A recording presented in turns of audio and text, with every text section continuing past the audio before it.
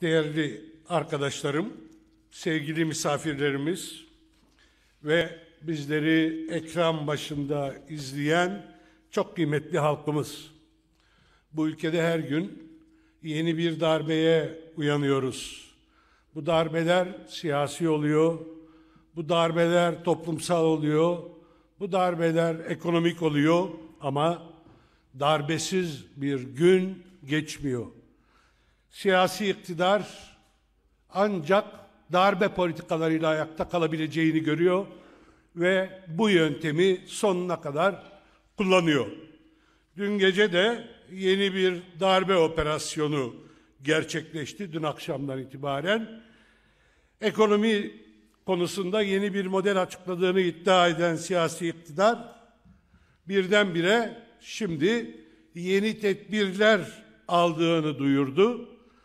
Dolar, döviz, altın günlerdir olağanüstü bir şekilde yükseliyor. Türk lirası olağanüstü değer kaybediyor. Bunun da temelinde neler yattığını ekonomistler açıklıyor. Ama bu iktidar inatla politikalarına devam ediyor. Aslında inkar ettikleri yeni ekonomik modelin temeli olarak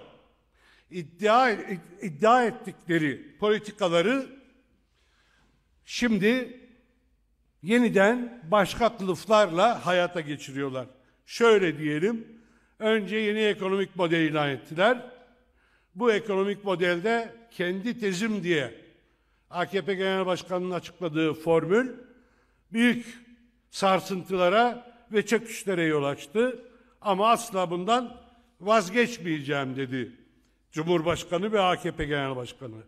Ama dün açıklanan tedbirlere baktığınızda pekala da bir U dönüşü yaptıklarını görebiliyorsunuz. Ne diyordu? Faiz sebep, enflasyon sonuçtur. O nedenle faizleri indireceğiz. Buna bağlı olarak enflasyonu düşüreceğiz. Ama dün açıklanan tedbirlerde bunun tam tersini yaptıklarını çok rahat görebiliriz.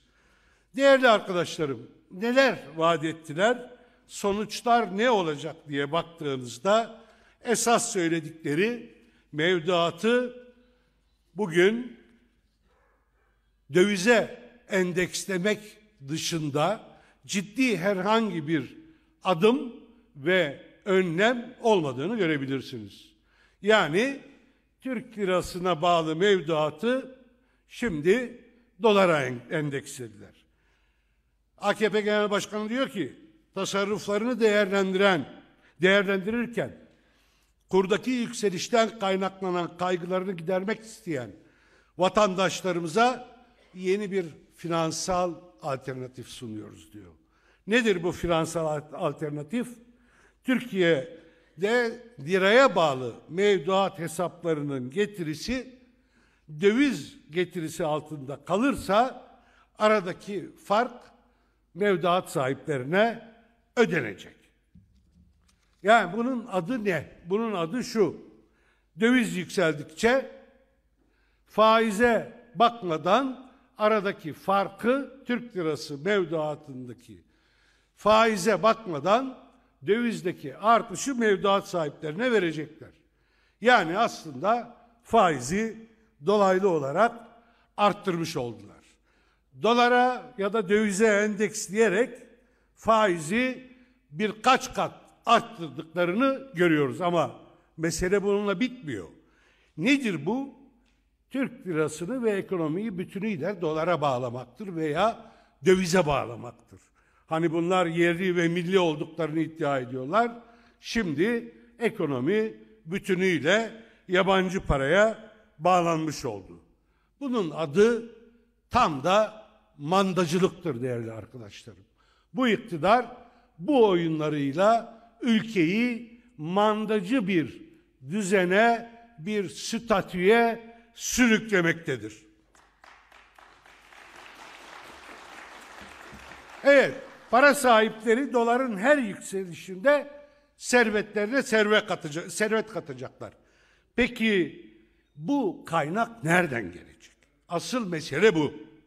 Yani kurdaki artışların maliyetini, faturasını kim ödeyecek? Biliyorsunuz çeşitli açıklamalar yapıyor Erdoğan. Kah NAS'tan dem vuruyor, kah kendi yarattığı ekonomi doktrininden. Dünyada tek kendisinin ortaya attığı, öncülüğünü yaptığı bir doktrin var diyor ve bu başarılı olacak diyor. Orada tökezleyince ekonomi biliminden, kendi yarattığı bilimden sapıyor, bu sefer naslara müracaat ediyor. Yani dini istismar etmeye başlıyor. Nas faizi haram kılmış güya. Oysa asıl amaç bu değil. Asıl amacın inanca uygun davranış olmadığı da ortada. Çünkü nas faizi yasaklıyorsa, haram kılıyorsa bütün alanlarda, ekonominin bütün alanlarında, en başta devletin alacaklarında faizi sıfırlamanız gerekiyor. Ama öyle yapmıyorlar. Dolayısıyla burada da yine halkın dini inançlarını istismara yönelik bir yalan manevrası olduğunu açıkça görüyoruz. Evet, Türkiye'de inançlara bu şekilde bir saldırıyı HDP olarak her yerde ifşa edeceğiz. Kabul etmiyoruz. Bunu halka hakikatiyle birlikte açıklamaya devam edeceğiz. Bu düzenin gerçek yüzünü de açığa çıkarmayı sürdüreceğiz değerli arkadaşlarım. Peki şimdi nereden karşılanacak bu dövize bağlı bu garanti nasıl işleyecek? Bu konuda henüz ayrıntılar yok ama ipuçları var. Dün Ziraat Bankası'nın genel müdürü bunun hazineden karşılanacağını söylüyor. Doğru diyor. Eğer bir kaynak yaratılacaksa bunun şimdi tek adresi hazinedir. Hazine nedir? Hazine halkın vergilerinin ve halktan toplanan gelirlerin bulunduğu yerdir. Yani hazine halkın kaynaklarının toplamıdır. Bundan önce Merkez Bankası'nın kaynaklarını bu politikaları uğruna ve bir avuç sermayedara, bir avuç yandaşa peşkeş çektiler. 128 milyar dolar bu şekilde buharlaşıp gitti. Bunların hepsi bu ülkenin halklarının emekleriyle oluşturdukları birikimler. Şimdi hazineden karşılayacaklar. Hazineden karşılamak zorundalar. Başka yolu yok. Veya bütünüyle kanunları bir kenara bırakıp yasa dışı bir ekonomik işleyiş yaratacaklar. Yani yasaların olmadığı, kuralların bulunmadığı, arka kapıda tıpkı kara borsa gibi çalışan bir ekonomik düzen kuracaklar. Bunun da işleyişi o kadar kolay değil. Hele dünya ekonomisiyle entegre olma iddiasında olan bir ülke için bunun yaratabileceği yıkımların da ne olabileceğini kestiriyorlardır. Bu durumda başvurabilecekleri tek kaynaklar. Hazine. Şimdi nasıl bundan önce büyük projeleri yandaşlara ihale ettikleri, yandaşlara verdikleri büyük projeleri hazinenin garantisi altına almışlarsa, şimdi de bu mevduattaki dövize bağlı artışları karşılamak için hazinenin kaynaklarını kullanacaklar. Yani halkın kaynaklarını kullanacaklar. Peki bunun da bir sınırı var. Eğer daha çok yükselirse döviz, faizle döviz arasındaki, kur arasındaki farkı karşılamak için hazinenin kaynakları, mevcut kaynakları yetmiyorsa ne yapacaklar? Para basacaklar. Para basmak enflasyon demek. Hazineyi kurutmak bu ülkeyi soymak demektir. Bu halkı soymak demektir. Ne için? Bir avuç rantiye için. Bir avuç servet sahibi için hazineyi boşaltacaklar. Ve Türkiye Merkez Bankası kaynakları tükenmiş, hazinesi boşaltılmış bir ülke haline getirilecek. Bunun sonucu yoksulluktur, açlıktır, kıtlıktır, zulümdür. O nedenle şimdi açıkladıkları model belki bir iki gün kurlarda bir iniş sağlayabilir, fakat bunun geçici olduğunu da biliyoruz. Keşke doğru dürüst bir ekonomik model açıklansa, halkın çıkarlarını esas alan tedbirler ilan edilse ve hukuka, demokrasiye dönüş eksenli bir yeni yol açılsa, kur böyle düşse. Elbette isteriz. Bunu biz yapacağız. Kurun Türk lirası karşısındaki değerinin belli bir dengeye indirilmesi için bu kadar kaynağı israf etmeye gerek yok. Halkın çıkarlarına dayalı, kamu yararını esas alan, adil paylaşım hedefine yönelmiş bir ekonomi anlayışı yeterlidir. Ama bu iktidarda bu anlayışın zerresi yoktur, olamaz. Bu halk ekonomide kurtuluş savaşı bu iktidar ekonomide kurtuluş savaşı başlattık dediğinde şunu belirtmiştik. Başlatılan savaş halka karşı savaştır. Yani bu iktidarın ekonomideki savaşının hedefi halk. Halkın çok büyük bir kesimini yoksullaştıracak, sefalete mahkum edecek, açlığa sürükleyecek bir savaş yürütüyorlar. Halka karşı savaşa halkın da birleşerek ortak mücadeleyle cevap vermesinden başka bir yol yok. Bunu hep söyledik, söylemeye devam edeceğiz. Halka karşı yürüttükleri bu savaşın karşısına en geniş demokrasi ittifakını çıkaracağız. Halkın çıkarlarını savunmak için, bu bozuk düzeni durdurmak için en yüksek mücadele birlikteliğini hayata geçireceğiz. Başka yolu yok arkadaşlar. Bugün emekçiler meydanlarda bu soygun düzenine karşı mücadelelerini sürdürüyorlar. Bizler de HDP olarak her alanda mücadeleyi emek, özgürlük, barış, adalet için yürütüyoruz. Aylardır da yapıyoruz bunu. Yıllardır yapıyoruz bunu. Mirasını devraldığımız 100 yıllık mücadele birikimini ve dünyanın çeşitli ülkelerindeki hak adalet mücadelelerini ilham alarak sürdürüyoruz mücadelemizi. Devam ettireceğiz. Mecliste de bunu bütçe görüşmeleri sırasında gösterdik. Halk için bütçe, halka bütçe mücadelesini meclis zemininde en etkili şekilde yürüttük.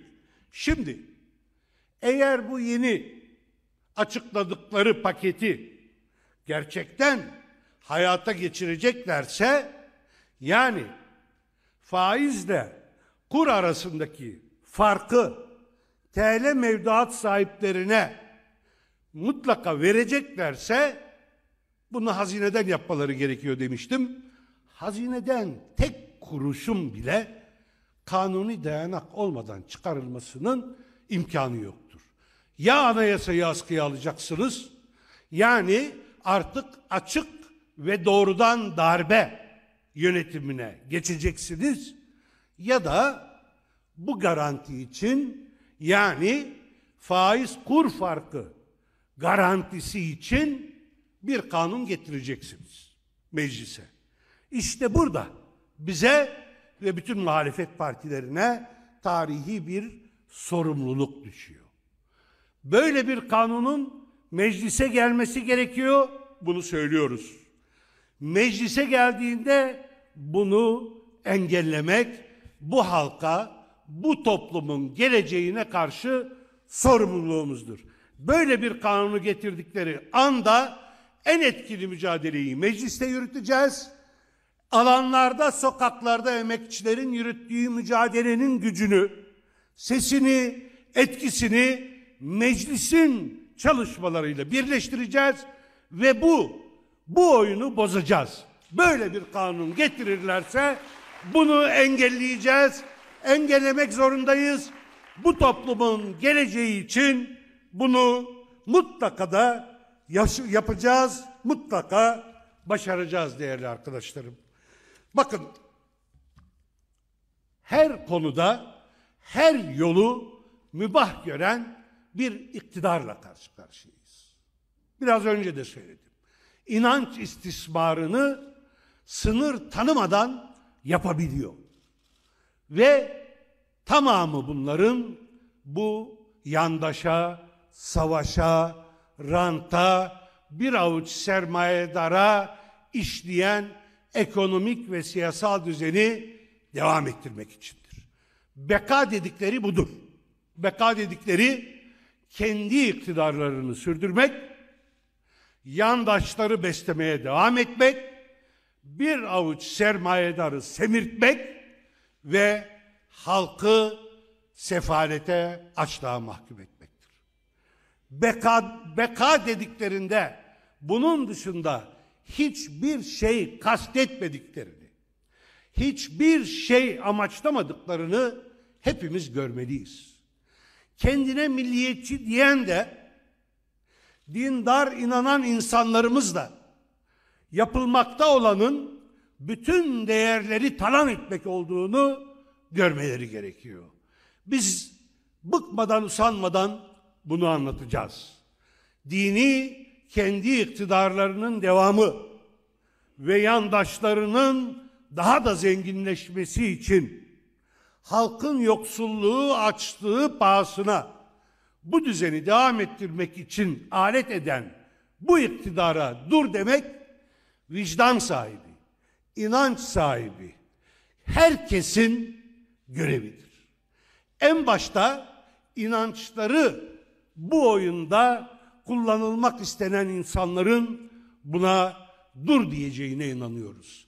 Biz bu ülkeyi, evet, kurallarla, anayasayla, adil, özgür, demokratik anayasayla, hukuk kurallarıyla yöneteceğiz. Bu ülke böyle yönetilir.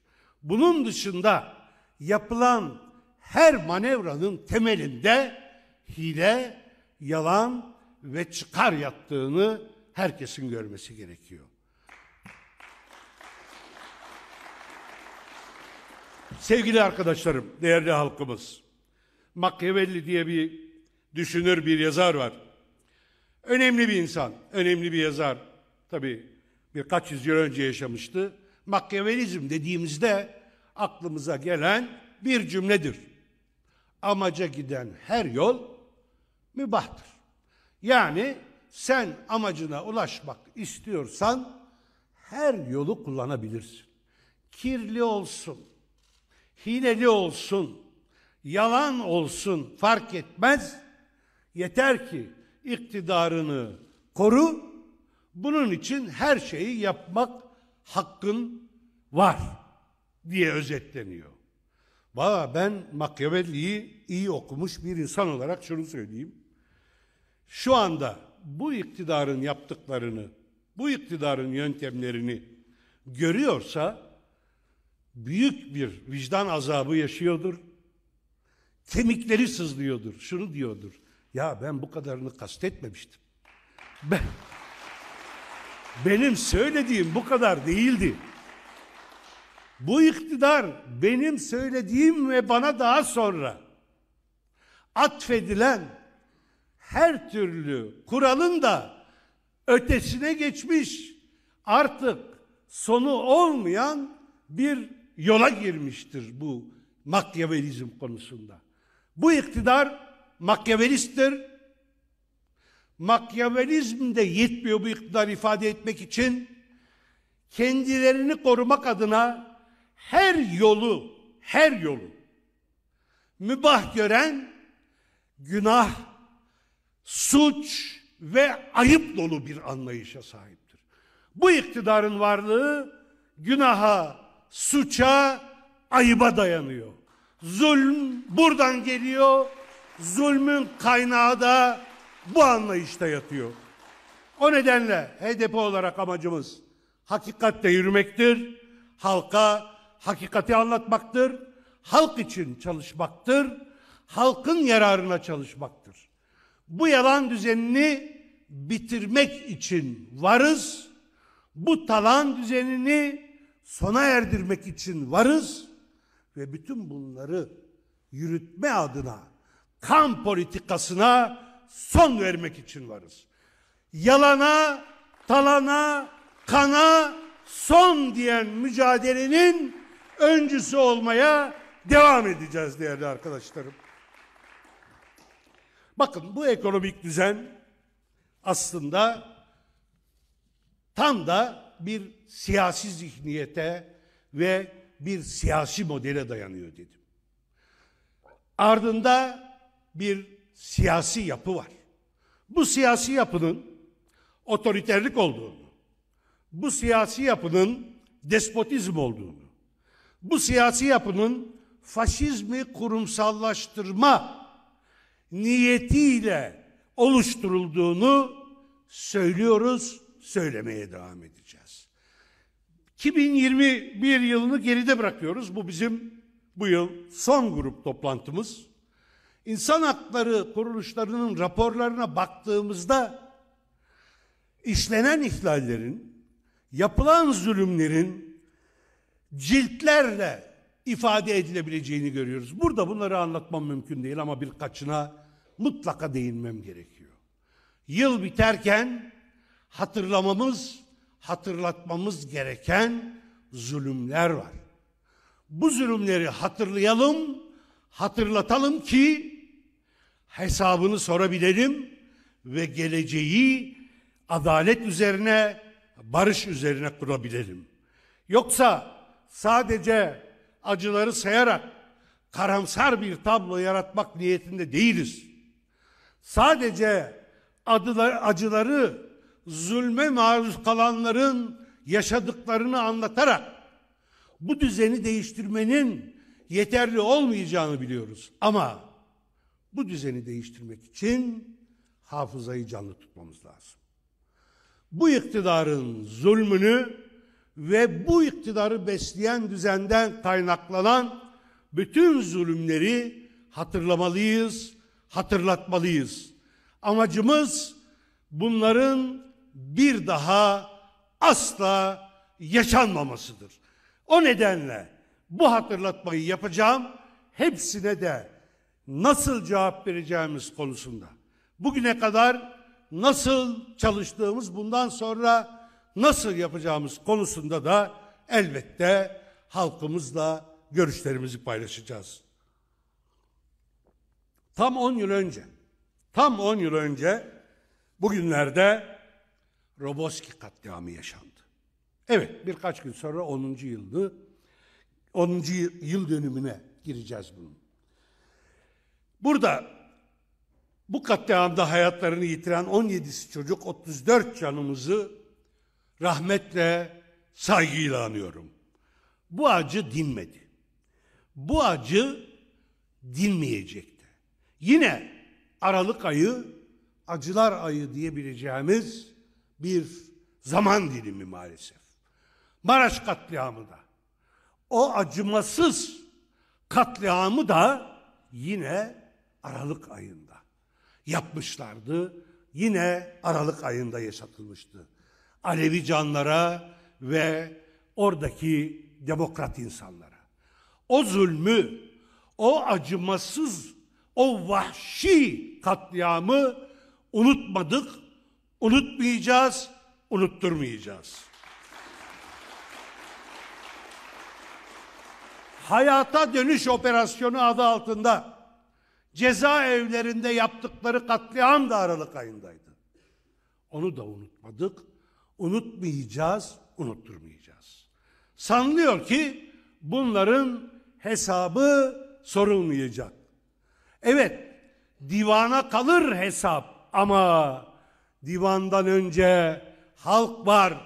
Divandan önce burada hep birlikte hareket edersek, Kırklar Meclisi gibi bir ruhla birlikte yürürsek, bu dünyada da bu hesabı mutlaka soracağız arkadaşlar.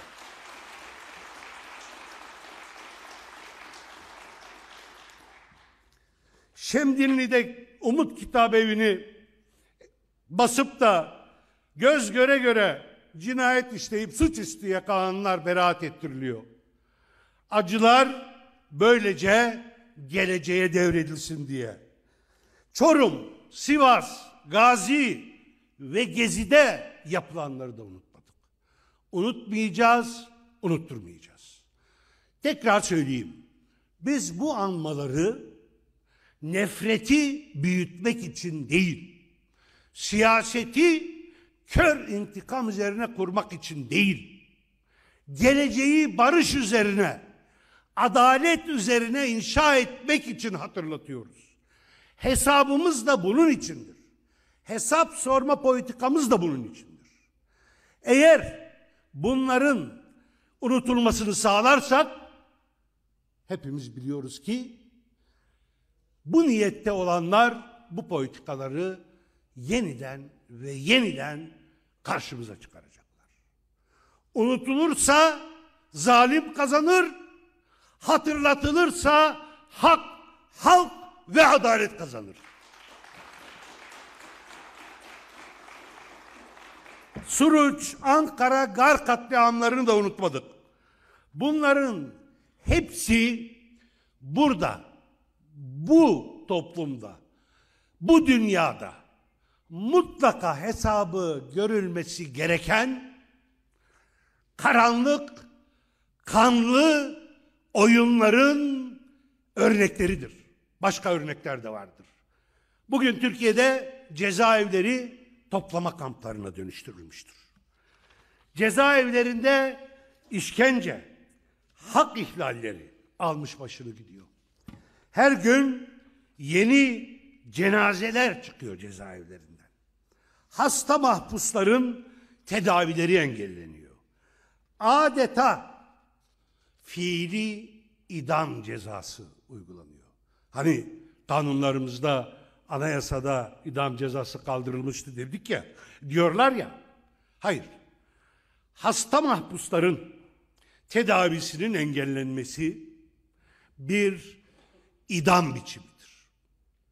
Bir yargısız infaz biçimidir. Sadece son bir ayda cezaevlerinden maalesef cenazesi çıkan insanların sayısı 6, 7, belki de bugün bunlara yenileri eklenecek.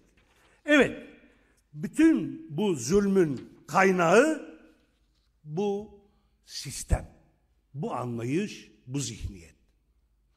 Varlığını sürdürmek için zulümden başka yol görmeyen, halktan desteği azaldıkça zulmü, yalanı, talanı, baskıyı pervasızca arttıran bu anlayıştır.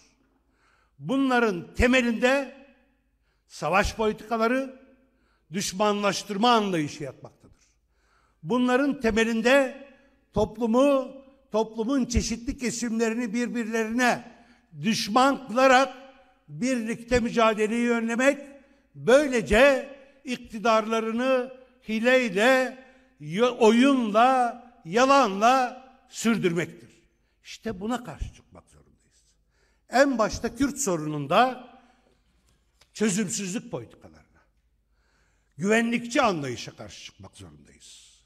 Sadece Kürt sorununda izlenen politikaların yarattığı ekonomik maliyeti, evet can kayıplarını hep söylüyoruz. Bu ülkeden eksilen canları, bu ülkenin geleceğinin karartılması gerçeğini hep anlatıyoruz. Bir de bugün yaşadığımız ekonomik çöküşte bunun ne kadar önemli payı olduğunu bir kez daha hatırlatmamız gerekiyor. Kürt sorununda demokratik çözüm ve barış, Türkiye'de kapsamlı büyük toplumsal barışa giden yolun kilidi durumundadır. Ama dediğim gibi barış, büyük barış sadece Kürt sorununda demokratik çözümle sınırlı olamaz. Demokratik çözümü bu ülkenin 100 yıllık tarihinde bu politikaları yaratan anlayışın açtığı bütün yaralarla yüzleşerek sağlayabiliriz. Büyük barışın yolu bütün acıları görmek ve bütün acıları ortak hale getirmektir. Eğer 100 yıllık tarihimiz boyunca yaşanmış acıları yüzleşme yoluyla ortaklaştırabilirsek büyük barışın yolunu açmış oluruz. Öte yandan açılmış yaraları iyileştirmenin yolu bu yaraları tanımak, bu yaraların açılmasına sebep olan bütün anlayışları reddetmekten geçiyor. Eğer bu ülkeye bir gelecek vaadinde bulunacaksak, bu ülkenin en başta gençlerine, kadınlarına, emekçilerine ve bütün mazlum halklarına bir gelecek umudu vermek istiyorsak, bunun adı büyük barıştır. Bu büyük barışı kurmak için bizim ne gerekiyorsa yapacağımıza dair sözümüz var. Bu sözü burada tekrar hatırlatalım.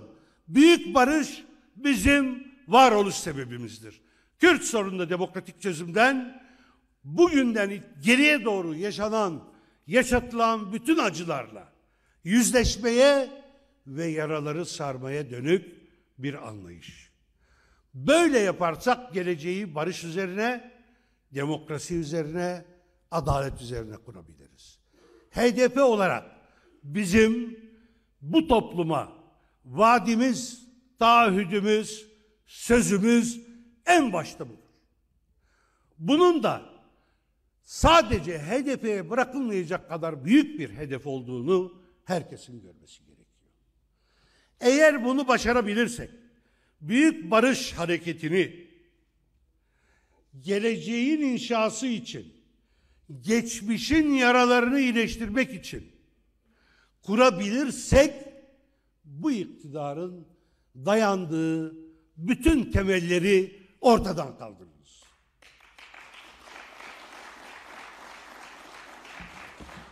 Bu iktidar yeni yaralar açan bu anlayışıyla, eski yaralara saygısızlığı sürdüren yaklaşımıyla,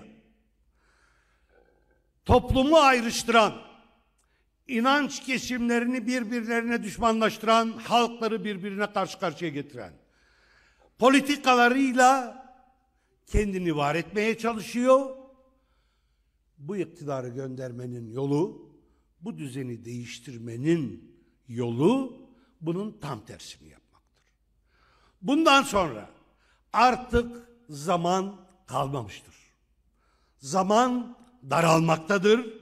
Bütün bunları, bütün demokrasi güçlerine, bütün vicdanlı insanlara, bütün iyi insanlara, tek tek bireylere bir çağrı olarak yineliyoruz. Gelin büyük adalet, büyük gerçek demokrasi, güçlü demokrasi, büyük barış hareketini inşa edelim. Önümüzde çok yakında yaşanmış güzel bir örnek var. Bizim yaşadığımız darbe, işkence, yargısız infaz ve her türlü insanlık dışı pratiğe tanıklık etmiş, buna maruz kalmış bir toplum. Şili. Evet, Şili neoliberal politikaların da mutfağıydı. Allende'yi deviren darbenin başındaki Pinochet zulmün sembolü oldu. 71'den bugüne 50 yıl geçti ama mücadele hiç durmadı. Şimdi seçimler oldu hafta sonu ve yoldaş Gabriel Boric demokrasi güçleriyle birlikte diktatörlüğü neonaziliğini gizlemeyen cepheyi alt etti. İşte demokrasi birlikteliğinin, ortak mücadele birlikteliğinin zaferi budur. Selam olsun yoldaş Gabriel Boric. Selam olsun Şili'nin demokrasi mücadelesi yürüten halkları ve bütün toplum kesimleri. Bunu kurabiliriz. Bunu kuracak gücümüz var. Bunu kuracak birikimimiz var. HDP olarak üzerimize düşen her şeyi yapmaya hazır olduğumuzu defalarca söyledik. Kimsenin şimdi bahaneler uydurma imkanı, zemini kalmamıştır artık. Bu ortak demokrasi ve büyük barış mücadelesine katılmamak için ya da buradan kaçmak için kim ne bahane uyduruyorsa halk önünde, tarih önünde sorumlu olacaktır. Bunu bir kez daha ilan ediyoruz. Sevgili arkadaşlarım, bizim 2021'deki mücadelemizin özetini de çıkarmaya kalksam muhtemelen bu toplantıyı bir saat daha sürdürmemiz gerekiyor. HDP'liyiz, her yerde izledik. Bizim bir demokrasiye çağrı deklarasyonu hazırlığımız var diye yola çıktık. Halklarla birlikte, kanaat önderleri, demokrasi güçleriyle birlikte, istişarelerle deklarasyonumuzu 27 Eylül'de ilan ettik.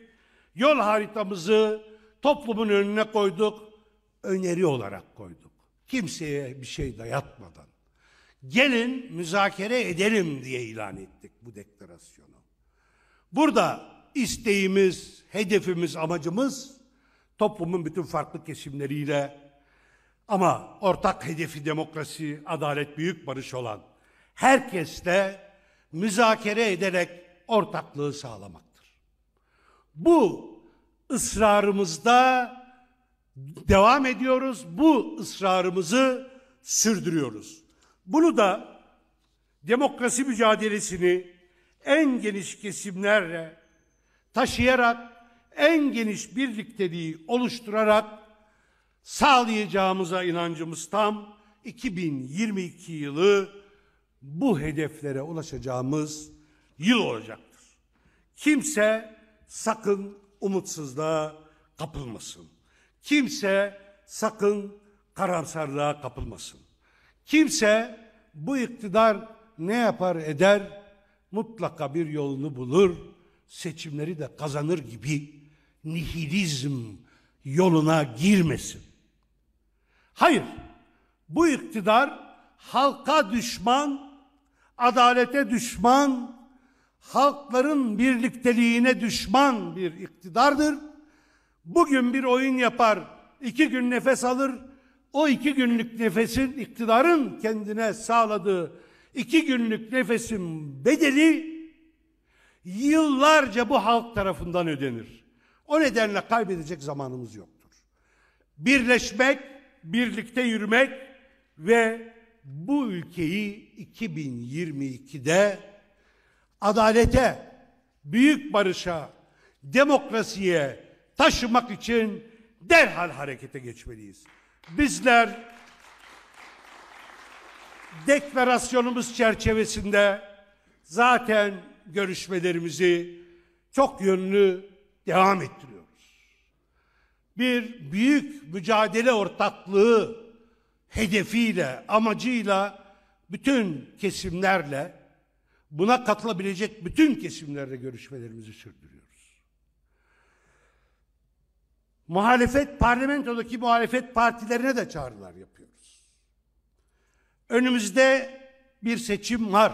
Tarihini şimdi kestirmemiz zor ama artık seçim burnumuzun dibinde olacak kadar yakındır.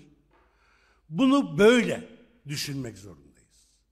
Biz yarından itibaren 4 parti ile başkanlar düzeyinde, biz eş başkanlar, onların başkanlarıyla görüşme turu başlatıyoruz.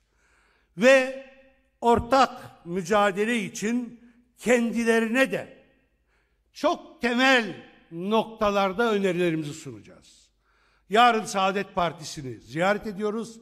Pervin Buldan eş başkanımla birlikte. Önümüzdeki hafta Salı günü de Deva Partisi, Gelecek Partisi ve Cumhuriyet Halk Partisi'nin başkanlarıyla bir araya geleceğiz.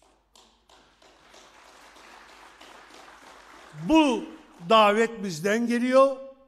Amacımız her alanda çok temel ilkeler etrafında bir birliktelik sağlamaktır değerli kardeşlerim.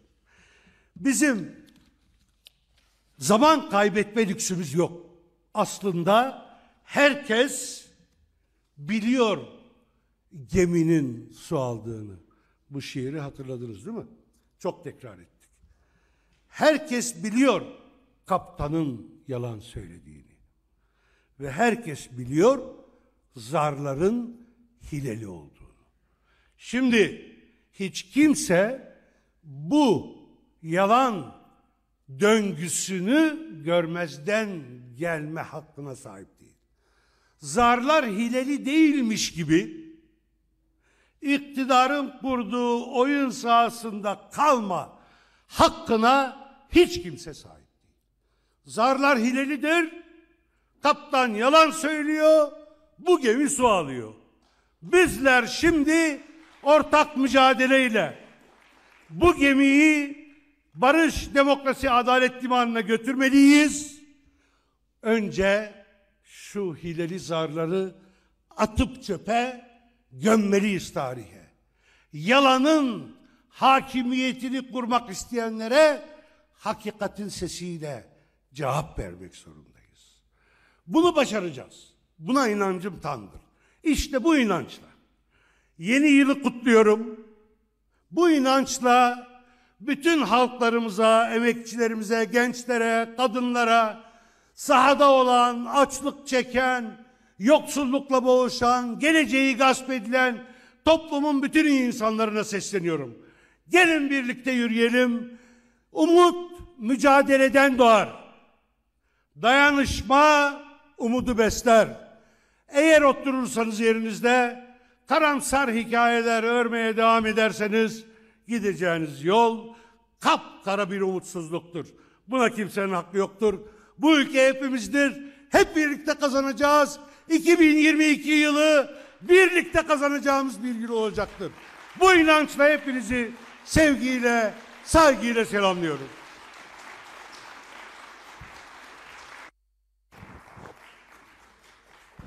Kıymetli eş genel başkanımız Mithat Sancar'a çok teşekkür ediyoruz. Katılımınız için hepinize de teşekkür ediyoruz. İyi bir hafta diliyorum. İyi günler.